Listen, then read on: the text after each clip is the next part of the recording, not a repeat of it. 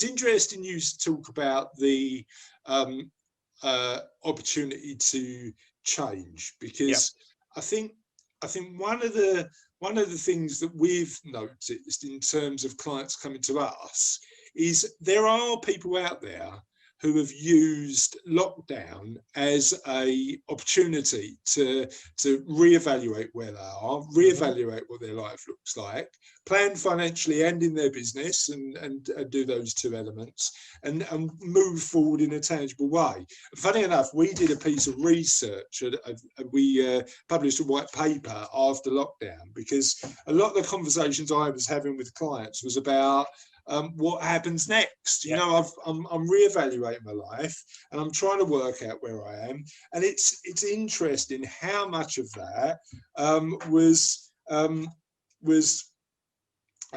in lockdown focused because of what had happened. And we found about 3/4 of people had changed it. And bear in mind, these are 3/4 of people we'd surveyed, so there's a bit of a bias in terms of our clients answering and new clients answering this question. But about 3/4 had changed their perspective during lockdown. Now, this is the interesting thing. I wonder how many people have changed their perspective during lockdown but not done anything about it. So Hillary Rowland posted something around what you don't want to go back to, and I think today on LinkedIn, and I think that's a really good question, Chris, because one thing to think about it, another thing to go and actually do it, and I think part of that then means that, and a lot of people feel that they also need to go and do that on their own. Yeah, and they don't, and I think, or how quickly are we going to get back on the? And I think I sort of posted on Hillary's thing this morning or how quickly do we get back on the hamster wheel? Because it was really nice. We changed. Yeah, we want to be able to spend time with our kids. We want to make all those changes, and then suddenly actually life comes along, and rather than holding back the tide a little bit in a way, or putting more sandbags out so that we don't get our feet wet quite so much, what we find is actually no. What we've built is not strong enough, and actually just washes back through, and we're back on the hamster wheel again. Yeah. I mean, but then, and this is where sort of I believe that knowledge is power. So my favourite story about this is one of my favourite clients is an amazing guy, architect. When we first met, he was introduced to me. He was out in Doha. He was building football stadiums out in the Middle East. And we sat down. He said, I've come to get myself financially organised. I've got all these bits. Can you help me get organised? And we had a conversation about what life looked like for him. And he said, my life's amazing, Chris. My life's amazing.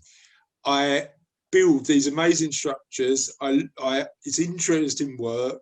I live in this expat community, which is great fun in the Middle East. He was having a great time. I was like, great. What we'll do then is get you organised, understand where you sit financially. If you're loving life, don't change it, right? If you're loving life and you think you're having a good time, don't change it. But get prepared financially so that if you do need to change it, you can. Had a review the following year. I think we did it by video conference, and I was in my rainy office in Essex, and he showed me his swimming pool, and it made me really jealous. But the following year, he was back in London, so we got together and had a chat. And he said to me, "They've changed my contract at work, and I'm not building football stadiums anymore. I'm now building tower blocks." Okay. And it's not fun. I'm not enjoying it anymore. Now, I'd been doing his cash flow modelling to tell him that he'd never run out of money again. Yeah. The conversation then went, look, you know you're never going to run out of money again. You love your work, but you only love the projects that excite you. Yeah. Why not choose to only do the exciting projects? He went, I'm doing that. Finished his contract the following week, and now he only does work he loves because he knows work is optional. So that was 2016. We had that conversation. 2017, 2018 is sort of life's good for him. 2018, we had a review meeting, and I say to him, we know you're never going to run out. Tell me about your bucket list. Tell me what's on there that that you really want to do. He said, well, I need to give it some thought. So it went away. We had some email correspondence during the year, and he bounced into the meeting in 2019, Raymond. Right, he went, right, I've got it. I'm going shark diving off of the coast of Cape Town, and it's there's no cage. I was like, right, hold on. When I said what's on your bucket list, should we just like have a bit of a sense check in terms of what's safe or not? He went, no, apparently there's I didn't know this, there's an island off of South Africa where there's plankton eating sharks that you can dive with. Wow, okay. Naturally. And he'd found it and he loved it. So that clarity of where you sit financially moved him from a job he loved and he carried on doing until he didn't anymore, to a point where he had the clarity to go, I don't need this, I'm going to move on to the next stage of my life. And then to a point where he's going, right, I need to tick some of this stuff off. And I think the power of that clarity, both in somebody's personal finances and in the direction of their business, is so important. So do we find that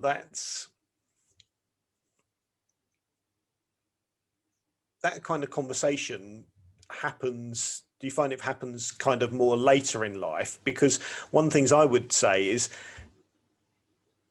early on in life, that's the kind of mindset and experience you want. Our kids are going to have so many different options. They're doing jobs we don't even think exist right now. They're going to be finding their way through life for the next 60 or 70 years, aren't they? Yeah. Well, I think the reality is, if you've got more time in your plan, you've got more options. Yeah. If you've got more time, you've got more options.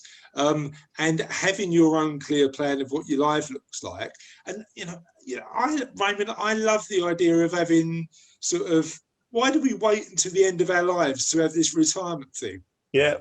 Why don't we have these mini breaks in the middle where we have a year off and go and do what we I think that like our kids are going to have such a different career that it will be interesting, won't it? But having clarity on what you want in your life, that's the starting point, so you can build everything around it. And going back to the point earlier about parents, as parents we need to remember that, because it's a bit like, we want you to be a doctor, an accountant, a dentist. Yeah. It's going to be their life. And for us, so good financial management, good life skills, all of those things that we want our children to have, they are going to have to use those skills in a way that works for them. And for us as parents to actually support them, and if they want to go traveling around the world for a year and that's what they've chosen to do, and it's part of how they grow and how they develop, brilliant. It's when they walk in the door and they go, well, I'm going to be an artist and I've not got any, and we go, well, artists don't make any money. And they're like, well, no, that's what I love to do. And that's where my passion is. And I'm going to see if I can make a career out of it. As the parent, you've got to go, okay, let's think about this through about, have you created the platform of security for you? Have you thought through what actually good looks like moving forward, rather than saying, well, I still prefer you go back to university and be the dentist. Yeah, I think the world has changed, hasn't it? I don't know whether, and it's weird because my daughter will certainly be going to university. She's picking universities out now. She's stressing about the exams, and that's the path she wants to follow. Partially because she wants the life experience of going to university.